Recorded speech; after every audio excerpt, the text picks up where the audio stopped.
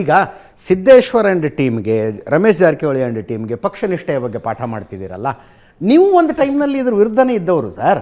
ಯಡಿಯೂರಪ್ಪನವ್ರ ವಿರುದ್ಧ ನೀವು ಏನೇನು ಮಾತಾಡಿಲ್ಲ ರೇಣುಕಾಚಾರ್ಯ ಅವರೇ? ಯಡಿಯೂರಪ್ಪನವರಿದ್ದ ಎಸ್ ನಿಜ.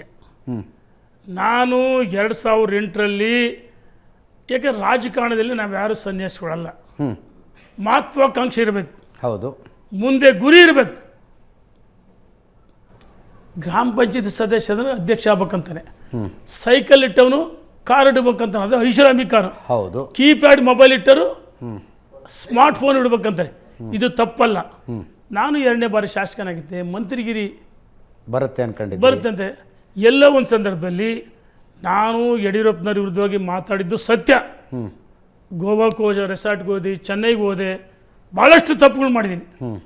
ಆ ತಪ್ಪುಗಳು ಅಂತ ಗೊತ್ತಾದ ಮೇಲೆ ಆತ್ಮಲೋಕನ ಮಾಡಿಕೊಂಡು ನಾನು ತಪ್ಪು ಮಾಡಿದ್ದೀನಿ, ಯಡಿಯೂರಪ್ಪನಂತ ಒಬ್ಬ ರಾಜಕಾರಣಿ, ಮೇರು ನಾಯಕ, ಪಕ್ಷವನ್ನು ಕರ್ನಾಟಕದಲ್ಲಿ ಬೆಳೆಸಿದಂಥ ಏಕೈಕ ನಾಯಕ ಯಡಿಯೂರಪ್ಪ.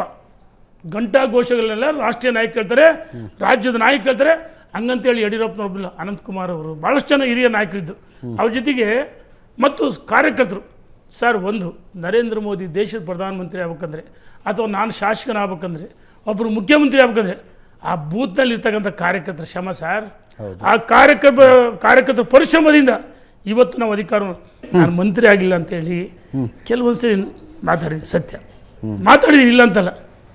ಆದರೆ ತಪ್ಪಿನ ಅರಿವಾದ ಆತ್ಮಲೋಕನ ಮಾಡಿಕೊಂಡು ನಾನೇ ಪಶ್ಚಾತ್ತಾಪ ಪಟ್ಟಿದ್ದೆ. ಪಶ್ಚಾತ್ತಾಪ ಭಗವಂತನ ಎದುರಿಗೆ ಆ ಒಬ್ಬ ಹಿರಿಯ ಜೀವಿ ಅವ್ರ ವಿರುದ್ಧ ಮಾತಾಡಿ ತಪ್ಪೋದು ಆತ್ಮವಂಚನೆ ನಾನೇ ಮಾಡ್ಕೊಂಡಿದ್ದೀನಿ.